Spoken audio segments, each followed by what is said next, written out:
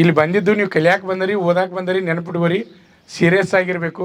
ನಿಮ್ಮ ತಂದೆ ತಾಯಿ ಬಿಸಿಲಾಗಿ ದುಡಿಯಾತಾರ ಅವ್ರು, ನೀವೇನು 5-10 ನಿಮಿಷ ಬಿಸಿಲಾಗ ಕೂತ್ರೆ ಏನು ತಪ್ಪಿಲ್ಲ. ಕುಂಡ್ರಬೇಕು, ಅನುಭವ ಆಗ್ಬೇಕು ಜೀವನದಾಗ.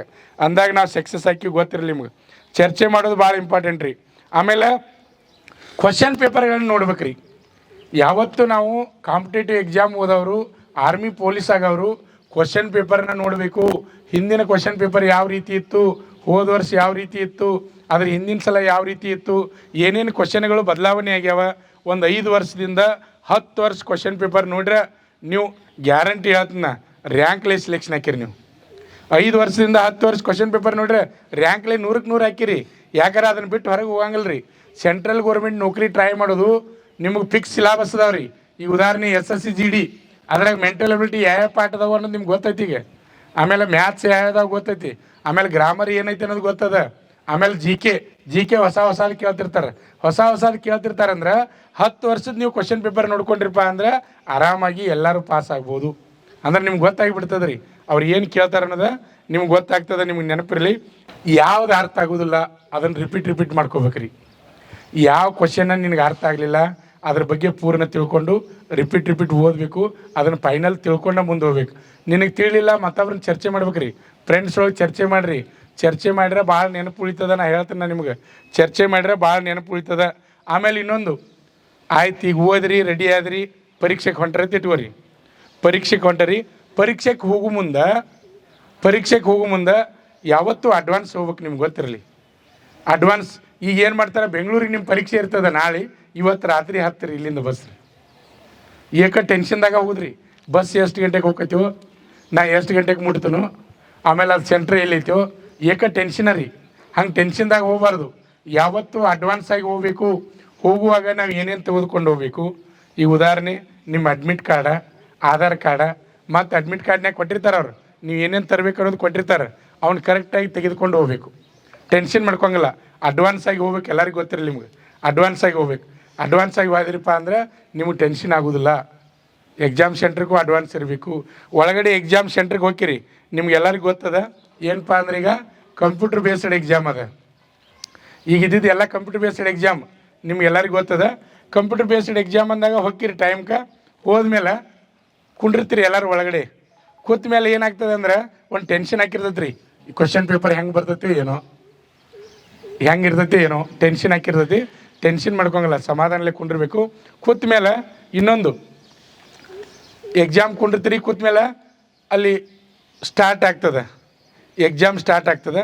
ಅಥವಾ ಸ್ಟಾರ್ಟ್ ಆಗೋಕ್ಕಿಂತ ಮುಂಚೆ ಇಟ್ಕೋರಿ, ನಿಮಗೆ ಭಾಳ ಟೆನ್ಷನ್ ಆಗತ್ತೈತಿ. ಅಂದ್ರೆ ಅವಾಗ ಒಂದು ಮೆಥಡ್ ಹೇಳ್ಕೊಡ್ತೇನೆ ನಾನು ನಿಮ್ಗೆ. ಆ ಮೆಥಡ್ ಯೂಸ್ ಮಾಡ್ಬೇಕ್ರಿ. ಭಾಳ ಟೆನ್ಷನ್ ಆಗತ್ತೆ ಅಂದ್ರೆ ಈ ಕೈಯನ್ನು ಈ ರೀತಿಯಾಗಿರಿ ಹಿಂಗೆ ನೋಡಿರಿ, ಹಿಂಗೆ ಟೈಟ್ ಮಾಡಿದ್ರೆ ಹಿಂಗೆ ತೆಗೆದು, ಹಿಂಗೆ ಟೈಟ್ ಮಾಡೋದು, ಹಿಂಗೆ ತೆಗೆದು, ಹಿಂಗೆ ಟೈಟ್ ಮಾಡೋದು ತೆಗೆದು 3 ಸಲ ಸಾಕ್ರಿ. 3ರಿಂದ 4 ಸಲ ಹಿಂಗೆ ಟೈಟ್ ಮಾಡ್ರೆ ಇವೆಲ್ಲ ರೀ ಕಲೆಕ್ಷನ್ ಎಲ್ಲ ಕಡೆ ಇರ್ತೈತೆ ರೀ. ನಮ್ಮ ದೇಹದ ಭಾಗ ಎಲ್ಲ ಮೆದುಳಿಗೆ ಎಲ್ಲ ಕಡೆಯಿಂದ ಕಲೆಕ್ಷನ್ ಇರ್ತದೆ ರೀ. ಹಿಂಗೆ ಟೈಟಾಗಿ ಹಿಂಗೆ ಹಿಡಿದು ಕೈ ತೆಗೆದು, ಗೊತ್ತಾಗದ್ರಿ. ಇದನ್ನೊಂದು 3ರಿಂದ 4 ಸಲ ಮಾಡಬೇಕು. ಆಮೇಲೆ ನೆಕ್ಸ್ಟ್ ಏನು ಮಾಡ್ಬೇಕು, ಟೆನ್ಷನ್ ಆಗತ್ತಿದ್ದಾರೆ ನಾ ಹೇಳೋದು. ನೆಕ್ಸ್ಟ್ ಏನು ಮಾಡ್ಬೇಕಂದ್ರೆ ಉಸಿರು ತೊಗೋಬೇಕ್ರಿ.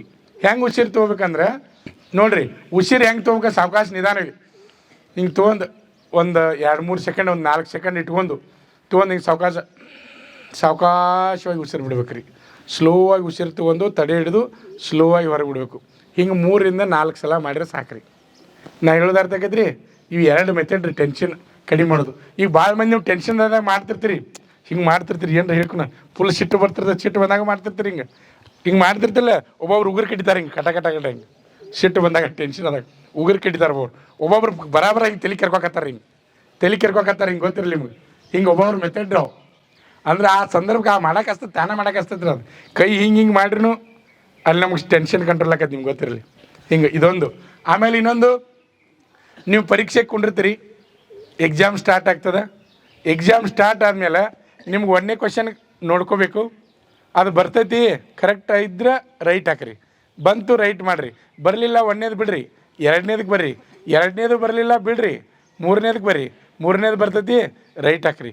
ಕರೆಕ್ಟ್ ನಿಮಗೆ ಎಷ್ಟು ಬರ್ತಾವು ಅಷ್ಟು ಕರೆಕ್ಟಾಗಿ ಹಾಕಬೇಕು. SSC GD ಅವ್ರಿಗೆ ಎಷ್ಟು ಐತಪ್ಪ ಅಂದ್ರೆ 0.25 ಅದ. 0.25 ಅಂದ್ರೆ 8 ಕ್ವಶನ್ ತಪ್ಪಾದಾಗ ನಿಮಗೊಂದು ಕ್ವಶನ್ ಹೋಗತ್ತೆ. 8 ಕ್ವಶನ್ ತಪ್ಪಾದಾಗ ಒಂದು ಕ್ವಶನ್ ಹೋಗತ್ತೆ ಗೊತ್ತಿರಲಿ, 0.25 ರೀ. 4 ಕ್ವಶನ್ ತಪ್ಪಾದ್ರೆ 1 ಮಾರ್ಕ್ಸ್ ಹೋಗತ್ರಿ. 8 ತಪ್ಪಾದ್ರೆ 8 ಮಾರ್ಕ್ಸ್ ಹೋಗತಿ, 2 ಮಾರ್ಕ್ಸ್ ಹೋಗತಿ. 8 ತಪ್ಪಾದಾಗ ಮಾರ್ಕ್ಸ್ ಹೋಗತ್ರಿ ನಿಮ್ಗೆ ಒಂದು ಕ್ವಶನ್. ನೀವು 8ರಾಗ ದೇವ್ರ ಅಂಕಿ ಹೊಡೆದ್ರು 8ರಾಗ 1 ಕರೆಕ್ಟ್ ಆಕತಿಲ್ಲ, ಆಕೈತಿ. 100ಕ್ಕೆ 100 ಗ್ಯಾರಂಟಿ ಹೇಳ್ತೀನಿ, ಆಕೈತಿ. ಆಗೋದಿಲ್ಲ ತಲ್ಲ. 8ರಾಗ 2 ಹಾಕಾವ, 3 ಹಾಕಾವ, 4 ಹಾಕಾವ. ನಿಮ್ಮ ದೈವ ಸರಿ ಇದ್ರೆ 8ಕ್ಕೆ 7 ಆಗ್ಬೋದು, 8ಕ್ಕೆ 8 ಆಗ್ಬೋದು. ಲಕ್ ರೀ, ದೈವ ಹೇಳಕ್ಕೆ ಬರೋದಿಲ್ಲ. ನಾ ಇನ್ನೊಂದು ಮಾತು ಹೇಳ್ತೀನಿ ಎಲ್ಲರಿಗೂ, ನಾ ಯಾರು ನೀವು ಫೇಲ್ ಹಾಕಿರಿ ಅನ್ನೋದಿಲ್ಲ, ಯಾರಿಗೂ ಫೇಲ್ ಹಾಕಿರಿ ಅನ್ನೋದಿಲ್ಲ. ಯಾಕೆ ಅನ್ನೋದಿಲ್ಲ ಅಂದ್ರೆ ಪೂರ ಮಾರ್ಕ್ಸ್ ಇಲ್ಲಿ ನಮ್ಮಲ್ಲಿ ಕಡಿಮೆ ತಗೋರು ಪಾಸ್ ಆಗಿದ್ದು ನೋಡೀನಿ, ರ್ಯಾಂಕ್ ಇದ್ದವ್ರು ಫೇಲ್ ಆಗಿದ್ದು ನೋಡೀನಿ. ರ್ಯಾಂಕ್ ನಾನು ಫಸ್ಟ್ ಅದ ಕ್ಲಾಸ್ಗೆ ನಾವು ಫೇಲ್ ಆಗಿದ್ದು ನೋಡೀನಿ. ಒಟ್ಟೆ ಏನೋ ಬರಲಾರ್ದವ ಎಕ್ಸಾಮ್ದಾಗ ಪಾಸ್ ಆಗಿದ್ದು ನೋಡೀನಿ. ಅವ ಹಾಕಿದ ದೇವ್ರ ಅಂಕಿನ ಎಲ್ಲ ಕರಿನ ಆಗಿರ್ತಾವ್ರಿ ಇಲ್ಲಿ. ಹಂಗೂ ಹಾಕೈತ್ರಿ, ದೈವ ಬಲ ಅದ. ಹಂಗಂತೇಳಿ ಮತ್ತೆ ಎಲ್ಲ ದೇವ್ರ ಅಂಕಿನ ಹಾಕ್ಬೇಡ್ರಿ, ಮತ್ತೆ ಎಲ್ಲ ದೇವ್ರ ಅಂಕಿನ ಹಾಕಿಬೇಡ್ರಿ. ಓದ್ರಿ ಅದು ಎಲ್ಲೇ ಹೋಗ್ಬೇಕ್ರಿ, ಅವನ ಹಣೆ ಬರ ಅವನ ದೈವ ಬಲ ರೀ. ಎಲ್ಲೇ ಒಂದು ಹಾಕಿರ್ತೈತೆ ಹಂಗೆ, ಎಲ್ಲ ಹಂಗಂತ ನಾವು ತಿಳ್ಕೊಂಗಿಲ್ಲ, ಗೊತ್ತಾಕದ್ರಿ. ಆಮೇಲೆ ಇನ್ನೊಂದು, ನಮಗೆ ಏನಾದರೂ ನೆನಪು ಬರ್ಲಿಕ್ಕೆ ನಾವು ಇಲ್ಲಿ ಕೆರ್ಕೋತೀರಿ ಅಂತಲ್ಲಿ ಹಿಂಗೆ ಸಹಜ ಹಿಂಗೆ ಪೆನ್ಲೇರ ಕೆರ್ಕೋತೀವ, ಕೈಲೇರ ಕೆರ್ಕೋತೀವಿ. ನೋಡ್ರಿ, ನಮ್ಮ ನೆನಪಿನ ಶಕ್ತಿ ಎಲ್ಲ ಎಲ್ಲೈತಿ ಅಂದ್ರೆ ಇಲ್ಲಿ ಐತ್ರಿ. ಮುಂದೆ ನಮ್ಮ ನೆನಪಿನ ಶಕ್ತಿ ಎಲ್ಲ ಸ್ಟೋರೇಜ್ ಇಲ್ಲಿ ಐತ್ರಿ, ಸ್ಟೋರೇಜ್ ಇಲ್ಲದ. ಆದ್ರೆ ನಾವು ಎಲ್ಲಿ ಕೆರ್ಕೋತೀವಿ ಅಂದ್ರೆ ಇಲ್ಲಿ ಕೆರ್ಕೋತೀರಿ. ಇಲ್ಲಿಂದ ಇಲ್ಲಿ ತನಕ ಕಲೆಕ್ಷನ್ ಐತಿ, ಬಲಗಡೆನಾರ ಇದು ಕಲೆಕ್ಷನ್ ಐತಿ, ಇಲ್ಲತ್ತಲ್ಲ, ಕಲೆಕ್ಷನ್ ಐತ್ರಿ. ಅದು ಕಲೆಕ್ಷನ್ ಐತಿ, ನೆನಪು ಮಾಡೋಕ್ಕೆ ಪ್ರಯತ್ನ ಮಾಡ್ತೈತಿ. ಅದು ನಮಗೇನೋ ಬರ್ಲಿಕ್ಕೆ ಪೆನ್ಲೇರ್ ಹಿಂಗೆ ಮಾಡ್ಕೋತೀವಿ, ಕೈಲೇರ ಕೆರ್ಕೋತೀವಿ. ಇಲ್ಲಿ ಬಲಗಡ್ನೆ ಮಾಡ್ತೀವಿ, ಎಡಕ್ಕೆ ಯಾರು ಮಾಡೋದಿಲ್ಲ, ಬಲಗಡ್ನೆ ಮಾಡ್ತೀವಿ. ನೆನಪಿನ ಶಕ್ತಿ ಇಲ್ಲೇ ಅದ, ಆದ್ರೆ ಅದ್ರ ಸ್ವಿಚ್ ಬಟನ್ ಇಲ್ಲಿ ಐತ್ರಿ. ಅದ್ರ ಸ್ವಲ್ಪ ಕೆರ್ಕೊಂಡ್ರೆ ನೆನಪು ಬರ್ತೈತಿ, ಇಲ್ಲತ್ತಲ್ಲ. ಆವಾಗ ಏನು ಮಾಡ್ಬೇಕಾದ್ರೆ ನಾ ಇದೇ ಹೇಳೀನಿ, ಟೆನ್ಷನ್ ಆದಾಗ ಕೈ ಈ ರೀತಿ 3 ಸಲ ಮಾಡಬೇಕು, ಉಸಿರು ತೊಗೋಬೇಕು. ಆ ರೀತಿ ಮಾಡಿರಪ್ಪ ಅಂದ್ರೆ ಇಲ್ಲಿದ್ದು ಏನಿರಲಿಲ್ಲ, ಇಲ್ಲಿಂದ ನರ ಓಪನ್ ಆಕೈತ್ರಿ. ಅದು ನರ ಓಪನ್ ಆಯ್ತಂದ್ರೆ ಅದು ನಮ್ಗೆ ಏನಾಕೈತಪ್ಪ ಅಂದ್ರೆ ನೆನಪು ಬರ್ತದೆ, ಗೊತ್ತಿರಲಿ ನಿಮ್ಗೆ, ನೆನಪು ಬರ್ತದೆ. ಆದ್ದರಿಂದ ಎಲ್ಲ ವಿದ್ಯಾರ್ಥಿಗಳು ನೋಡ್ರಿ, ನಮ್ಮ ಸಂಸ್ಥೆಗೆ ತರಬೇತಿ ಬಂದಂಥ ಎಲ್ಲ ವಿದ್ಯಾರ್ಥಿಗಳು ಪಾಸ್ ಆಗಬೇಕು. ಈಗ ನಮ್ಮ ಸಂಸ್ಥೆ ಕರ್ನಾಟಕ ರಾಜ್ಯದಲ್ಲಿ ಯಶಸ್ವಿಯಾಗಿ 23ನೇ ವರ್ಷನ್ಯಾಗ ಮುನ್ನಡೀತಾ ಇದೆ. ಸುಮಾರು 11,000ಕ್ಕಿಂತ ಅಧಿಕ ಅಭ್ಯರ್ಥಿಗಳು ಈಗಾಗಲೇ ಸಿಲೆಕ್ಷನ್ ಆಗಿ ಭಾರತಾಂಬೆ ಸೇವೆಯನ್ನು ಮಾಡ್ತಾ ಇದ್ದಾರೆ. ನಿಮಗೆಲ್ಲ ಗೊತ್ತದ, ಇಲ್ಲಿದ್ದಂಥ ಹುಡುಗರಿಗೆ ಮೊನ್ನೆ ಬೆಳಗಾವಿ ಒಂದೇ ಇಯರನ್ನ 83 ಹುಡುಗರು ಪಾಸ್ ಆಗ್ಯಾರ.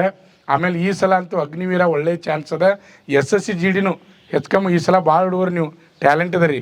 ಸುಮ್ಮನೆ ನಿಮ್ಮ ಮುಂದೆ ಬೇಯ್ತೀವಿ, ನಾವು ನಿಮ್ಮ ಮುಂದೆ ಬೇಯ್ತೀವಿ. ಆದ್ರೆ ಹಿಂದೆ ನಮ್ಗೆ ಗೊತ್ತಾಕಿರ್ತೈತಿ ಯಾರು ಪಾಸ್ ಆಕಾರು, ಯಾರು ಪಾಸ್ ಆಗೋದಿಲ್ಲ ಅನ್ನೋದು ಗೊತ್ತಾಕಿರ್ತೈತಿ. ಈ ಸಲ ಅತಿ ಹೆಚ್ಚಿನ ಸಂಖ್ಯೆಯಲ್ಲಿ ಪಾಸ್ ಆಕಿರಿ. ಆಮೇಲೆ SSC GD ಅವ್ರಿಗೆ ಈಗಾಗಲೇ ನಿಮಗೆ ಮಾಹಿತಿ ಗೊತ್ತದ, ಸ್ಲಾಟ್ ಬುಕ್ಕಿಂಗ ಇಲ್ಲ, ಈ ಸಲ ಸ್ಲಾಟ್ ಬುಕ್ಕಿಂಗ್ ಇಲ್ಲ.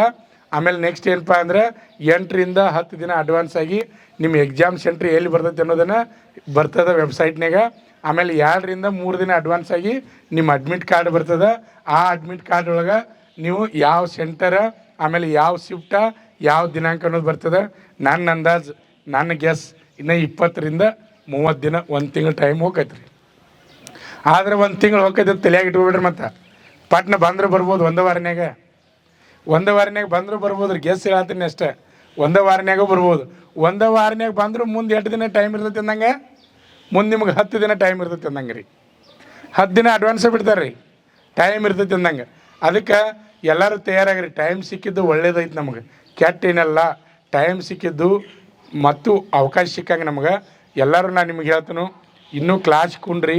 ನಿಮಗೆ ಯಾವ ಪಾಠದ ಮೇಲೆ ಬೇಕು ನೀವು ಹೇಳ್ಬೇಕು. ಈಗ SSC GD ಅವರು ಹೆಚ್ಚು ಸಿಲಾಬಸ್ ಕಂಪ್ಲೀಟ್ ಆಗೈತೆ ನಮ್ದು. ಈಗ SSC GD ಅವ್ರದ್ದು ಕಂಪ್ಲೀಟ್ ಆಗೈತೆ ಸಿಲಾಬಸ್. ಈಗೆಲ್ಲ ಏನು ಮಾಡತ್ತೀವಿ ಅಂದ್ರೆ ರಿಪೀಟ್ ಹೇಳತ್ತಿದ್ದೀವಿ ನಾವು ಪಾಠಗಳು. ರಿಪೀಟ್ ನಿಮಗೆ ಏನು ಯಾವ ಪಾಠದ ಮೇಲೆ ಹೇಳಬೇಕು, ಈ ಪಾಠದ ಮೇಲೆ ಹೇಳ್ರಿ ಅಂತ ಹೇಳ್ರಿ. ನೀವು ನೇರವಾಗಿ ಎಲ್ಲ ಟೀಚರ್ಸ್ಗೆ ಹೇಳ್ರಿ, ನೀವು ನಾಳಿದ್ದು ಈ ಪಾಠದ ಮೇಲೆ ಹೇಳ್ರಿ ಅಂದ್ರೆ ಅವ್ರು ರೆಡಿಯಾಗಿ ನಾಳೆ ಅದೇ ಪಾಠನೇ ಹೇಳ್ತಾರೆ ರೀ. ಗೊತ್ತಾಗತಿ. ಗ್ರಾಮರ್ದವ್ರಿಗೆ ಹೇಳ್ರಿ, ಆಮೇಲೆ GK ಅವ್ರಿಗೂ ಹೇಳ್ರಿ, ಮ್ಯಾಥ್ಸ್ದವ್ರಿಗೆ ಹೇಳ್ರಿ, ಮೆಂಟಲ್ ಎಬಿಲಿಟಿ ಅವ್ರಿಗೆ ಹೇಳ್ರಿ. ನಾಳೆ ನಮ್ಗೆ ಈ ಪಾಠದ ಮೇಲೆ ಹೇಳ್ರಿ ಅಂತ ಹೇಳ್ರಿ, ಆ ಪಾಠದ ಮೇಲೆ ಹೇಳತ್ತೀರಿ ನಾವು. ನಮ್ಮ ಸಂಸ್ಥೆಯಲ್ಲಿ SSC GD, SSC MTS ಮತ್ತು ಹವಾಲ್ದಾರ್ ಹುದ್ದೆಗಳಿಗೆ ಪೂರ್ವಭಾವಿಯಾಗಿ ದೈಹಿಕ ಮತ್ತು ಲಿಖಿತ ಪರೀಕ್ಷೆಯ ತರಬೇತಿ ಕೊಡಲಾಗುವುದು. ಪ್ರವೇಶಗಳು ಪ್ರಾರಂಭವಾಗಿವೆ.